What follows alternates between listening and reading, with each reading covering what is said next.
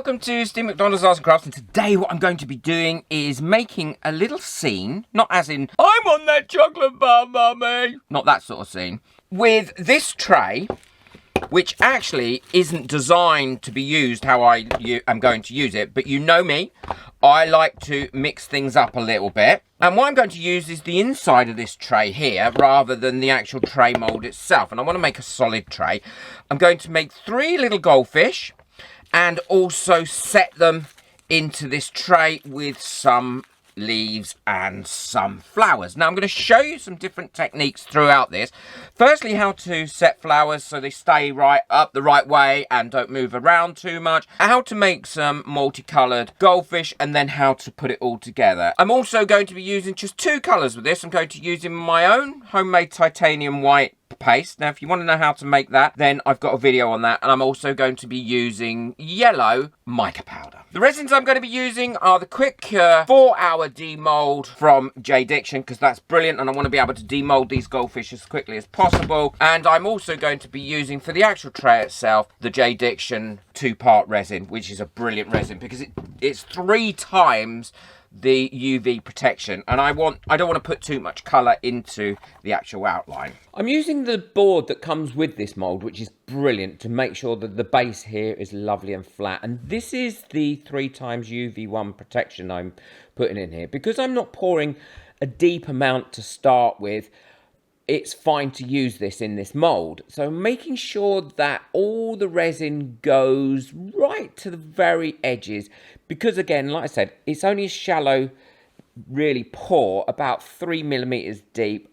Pop in any bubbles, because I don't want any trap bubbles on this top surface. And now this is when I put my fauna in fleas, and push those leaves down, because what will happen is this will turn to a gel stage before I go to put the goldfish in.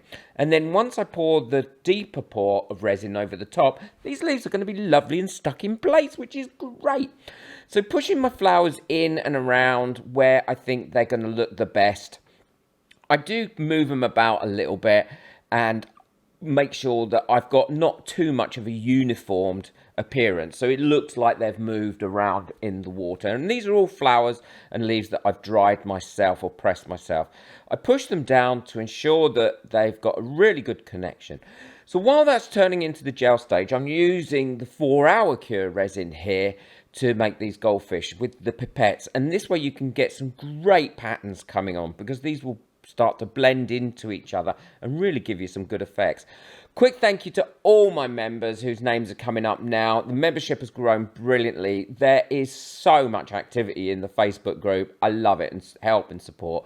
If you want to become a member, the link for that is in the description below, and you too can benefit from all the benefits that a membership gives you. So filling in these little bits with the yellow mica powder. I do decide later on to make some more and add extra ones to this, and I think I'm glad I did. Now using the pipettes, topping it up and ensuring that I get a really good coverage. Thank you to everyone that got me a coffee. It really is appreciated. Without you guys and the members, I couldn't keep making these videos, and your names are here on my coffee board. Now this is a different method. I'm just using the 2 pipettes at the same time and just doing swirly whirlies right the way through it, making sure that I get the full mould covered. And this gives a lovely effect too. And I also make one using the other colours that you'll see in a little while, using that effect. Pop all the bubbles that come up to the top, and then once they're cured, I can demold them.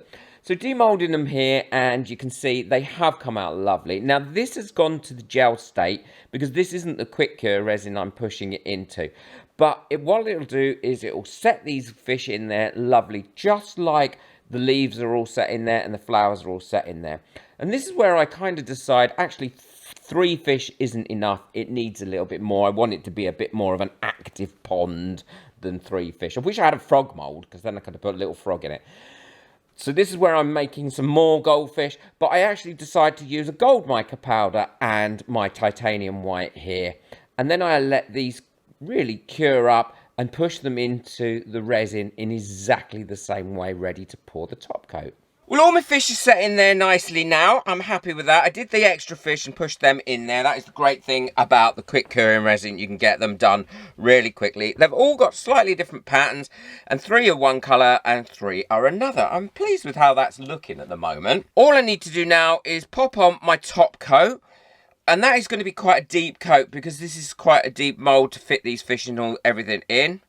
I'm using the J. Diction deep cure resin, which is ideal for river tables, deep moulds and all that sort of thing. It will take a little bit longer to cure. I hope it keeps some bubbles in there because this is a little bit of a water scene. But unfortunately with the J. Diction resin, it does tend to release all the bubbles really quickly. But we'll see, which is normally a good thing, I know. So I've got the deep cure resin all mixed up now, and I'm pouring this in quite fast because actually I do want to trap some bubbles around those fish, around those pieces of leaf and flowers if I can. But unfortunately this does degas really quickly. Although I will pop the bubbles that come up on the surface because I don't want the surface bubbles there, but I'd like some inside.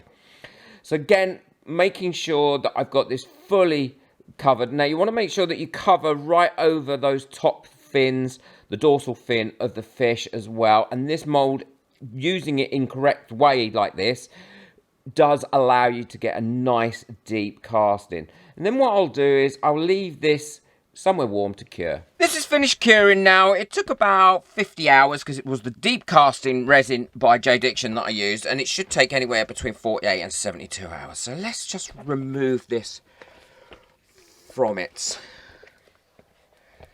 tray. And that has come out better than I expected. And what I also love is because this mould isn't shiny on the sides and the bottom, it gives you that lovely opaque look to it, almost like it's been etched. I'm really pleased with this. Now I'm going to be setting this into something else and creating something else around it on my other channel. So I embedded the little koi pond into this mirror mosaic, but I also did more than that with it. Now, if you haven't seen the video on how I did this, then check it out on my other channel, Steve McDonald's Crafting. The link for that is in the description below, and I'll also put the card at the end of this video coming up shortly if you want to learn how to do this. It was so easy to do, and it was great fun. And I think it just makes a lot of difference to what you're using your resin for. I love how this has come out. I'm not sure if I'm going to keep it myself or I'm actually going to sell it on my website. Let me know in the comments what you think, if you've enjoyed this project. It just is something a little bit different with resin. If you'd like to buy me a coffee to help support this channel or become a member, then the links for those are in the description below, along with the links for everything that I've used today. Take care, enjoy your resin, bye.